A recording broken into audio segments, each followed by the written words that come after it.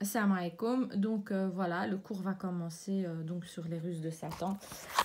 Donc pourquoi elles sont faibles en fait, les ruses de Satan? Tout simplement parce que Satan, il n'a pas de pouvoir. Mais Nahar al-Qiyamah, le jour du jugement dernier, il va monter sur un minbar, donc une sorte de petit escalier qu'on voit dans les mosquées.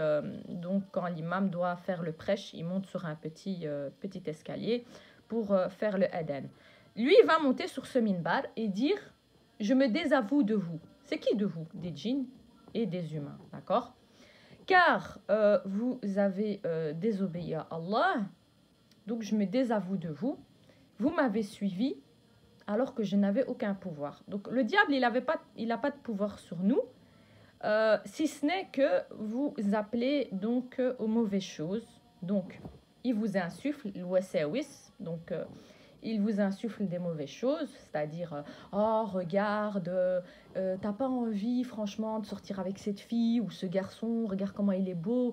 Donc il va vous mettre des maladies dans le cœur par les insufflations. Il va vous envoyer des maladies dans le cœur. Donc toujours il n'a pas de pouvoir, mais il vous envoie, on va dire, des flèches, des idées malsaines dans la tête, d'accord?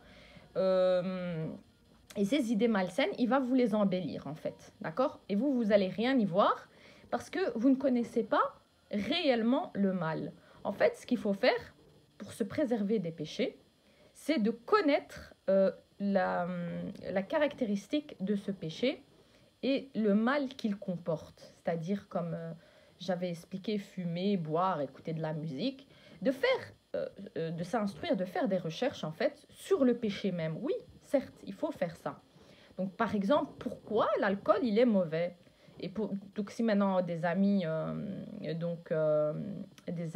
vous influencent, ouais, viens, on va boire un verre et tout, t'inquiète.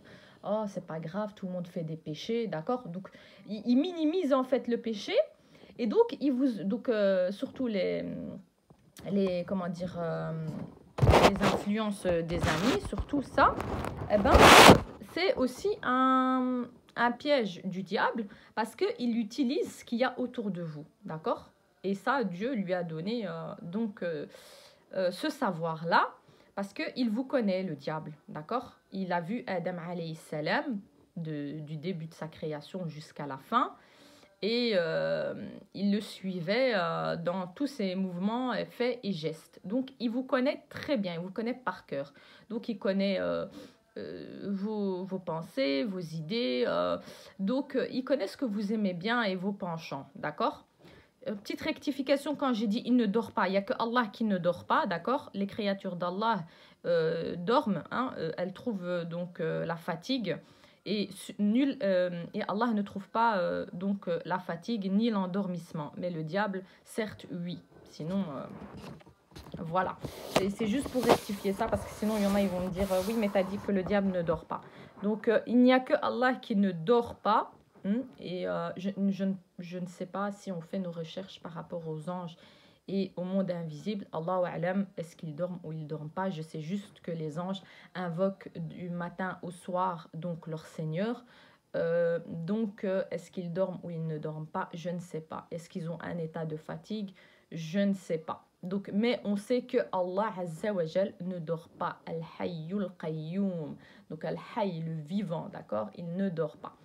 Donc voilà, je reviens pour le diable. En fait, le diable, il est faible. Et c'est vous qui pouvez le rendre faible. Je vous avais dit quoi en fait? On a des qarines. Ces qarines, ça s'appelle nos accompagnateurs, hein, et accompagnatrices qui nous suivent et qui nous connaissent par cœur, mais d'une manière où, voilà, ils savent ce que vous aimez, ce que vous n'aimez pas. Et c'est donc les suppôts du diable. Ils naissent en même temps que donc, votre naissance.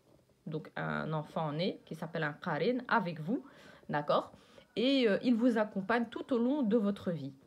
En fait, c'est à vous d'éduquer votre âme à être bonne. Pourquoi? Parce qu'Allah nous a assigné un ange et un démon. Donc un démon, vous avez compris, une personne qui n'est pas musulmane, sauf le prophète sallallahu alayhi wa sallam, son qarin est devenu musulman. C'est Allah qui l'a voulu comme ça. Mais nous, il nous éprouve avec notre libre arbitre. C'est-à-dire qu'on doit connaître le péché en lui-même et le mal qu'il comporte. Et c'est comme ça qu'on n'approchera pas les tentations. Sinon, en fait, si vous vous rappelez donc de Surat Youssef alayhi salatu wassalam, donc l'histoire de Youssef avec la reine Zolekha, d'accord? Eh bien, il aurait pu tomber dans la tentation, on est d'accord. Donc Zolekha, elle était d'une beauté à tomber par terre. Et donc, si on lui aurait pas montré le Burhan, et on lui aurait pas montré une preuve de ce qui allait lui arriver, donc il allait être châtié s'il aurait commis cet acte-là qui est l'adultère, donc zina, donc on parle bien de zina, d'accord? Donc elle, quand elle lui faisait des petites tentations comme ça, elle l'approchait de quoi? La fornication. Après la fornication, donc il va se passer quoi? Zina, d'accord? Donc elle faisait tout pour que il tombe avec elle et qu'il couche avec elle. Mais Allah l'a choisi comme prophète, d'accord? Youssef alayhi salam.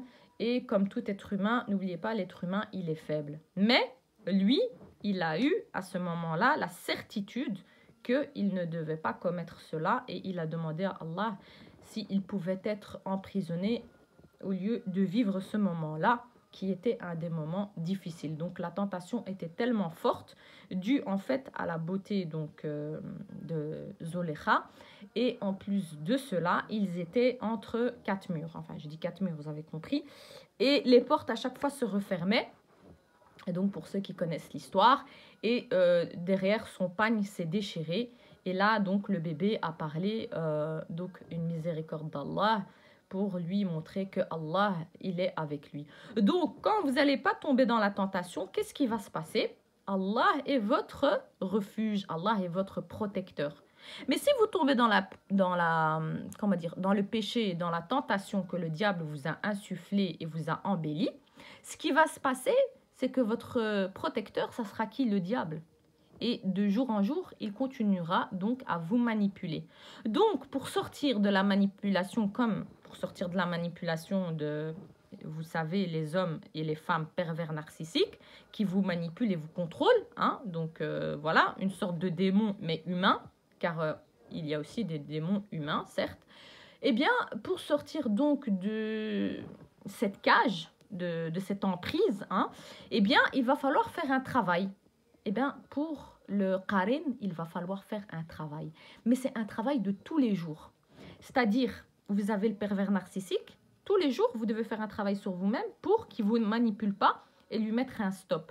Vous devez plus avoir de la pitié pour lui que culpabiliser, d'accord? Eh bien, le qarin, c'est pareil, en fait.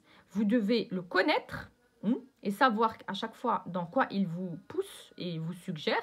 Chacun est différent, mais je pense que tout le monde peut se poser et se remettre en question et se dire mais mes démons, à quoi ils me poussent, qu'est-ce qui me pousse à faire comme péché le plus souvent et les habitudes, d'accord? Parce que tellement il vous connaît, il va faire en sorte que ça deviendra ce péché-là une habitude, d'accord? Donc comme pour fumer, boire, sortir avec les filles, être vulgaire, etc., etc. Donc je vous ai dit, votre qarin, il vous connaît par cœur. Donc le diable, il va faire aussi en sorte, comme c'est le chef, il va faire en sorte que ces suppôts, ils travaillent très bien au point où vous êtes vraiment sous emprise. Donc maintenant, en fait, vous êtes le cheval et le qarin, il est au-dessus de vous, si vous comprenez. Et donc, c'est vous qui dirigez votre qarin, votre âme vers le bien. Et non le contraire, le qarin, donc qui est la monture, et vous qui êtes au-dessus, le cavalier. D'accord? À ce moment-là, c'est le cheval qui est là, et c'est lui qui va donc faire la direction. Si vous avez pu comprendre mon message. En fait, c'est à vous de mener votre vie et non le contraire. Vous n'êtes point esclave de vos démons et du diable. Car je vous l'ai dit, le diable, et plusieurs fois je vous l'ai dit, il n'a aucun pouvoir sur vous. Rappelez-vous, il va se désavouer de vous. Donc, au moins, il est honnête dans cela. Il le dit, je vais me désavouer de vous. Parce qu'Allah, alhamdoulilah, il nous a donné un Coran hein, qu'il faut ouvrir, qu'il faut lire, qu'il faut s'instruire, qu'il faut connaître, je le dis, la langue arabe, hein, même si Voilà, c'est pas d'un coup que vous comprenez la langue arabe, mais Inch'Allah, la langue arabe, c'est quelque chose d'incroyable et qui s'apprend assez vite, même si des fois, comme j'ai dit, on a des difficultés à réellement parler l'arabe, parce qu'on a notre langue qui, voilà, qui fourche, mais, alhamdoulilah, parler l'arabe est quelque chose d'important, d'accord? Car ça sera la langue, c'est la langue qu'Allah a choisie. Donc, le diable, il n'a aucun pouvoir sur vous, c'est à vous de faire le travail, encore une fois. Et le diable, c'est comme pour les sœurs qui ne veulent pas encore se voiler, il continue à leur embellir parce qu'il les connaît. Voilà, le Karen te connaît. Il connaît que voilà, t'aimes bien t'embellir, t'aimes bien t'habiller, t'aimes bien faire tes cheveux, t'aimes bien montrer, t'aimes bien un jour bouclé, un jour lissé, etc., etc. Donc, il te connaît par cœur, le Karen. Donc, il va faire que cette habitude, elle va continuer en continu jusque quand tu feras peut-être le sabab, Inch'Allah, parce que j'ai toujours dit, pour pouvoir aller vers Dieu, il faut faire les causes. Donc tu vas faire un jour le sabab, tu vas avoir un déclic et tu vas dire non, mais en vérité, moi je ne me sens pas libre. Le fait que je porte pas le voile, le fait de ne pas porter le voile, c'est ne pas être libre, c'est être sous l'emprise du diable, d'accord? Eh bien, c'est des choses comme ça. Vous devez en fait connaître les choses malsaines. Et vous devez aussi connaître les choses qu'Allah il autorise, les choses licites, pourquoi il a autorisé cela et pourquoi il a interdit cela. C'est important, important, important pour pouvoir en fait vous en sortir. Arrêtez de toujours penser au signe de la fin des temps et ça viendra, ça viendra. Mais le plus important, c'est de connaître le mal, d'en connaître la caractéristique et les traits de ce mal, d'accord? Et de ne pas se distraire sur cela, car le diable, il est puissant de ce côté-là et fait tout pour que vous faiblissez et que vous soyez à la merci de vos démons et de vos qarines, si vous comprenez cela. Comme il a dit avec la phrase du poète, j'ai cherché à connaître le mal, non pour le commettre. Donc, il a cherché à le connaître, donc il s'est approché le plus possible de la tentation, mais pour m'en préserver. Donc, il a compris, il a été malin, il a joué malin, et c'est comme ça qu'on gagne. Car quiconque ne sait distinguer le bien du mal finira forcément par y succomber, d'accord? Donc, voilà, c'est ça le message que j'ai envie d'envoyer dans ce petit cours. Je pense qu'il y en a qui le savent, il y en a qui ne le savent pas, mais l'important, c'est de faire le message, de faire comprendre que le diable n'a aucun pouvoir sur vous, si ce n'est vous qui lui donnez donc la force de vous manipuler. Voilà.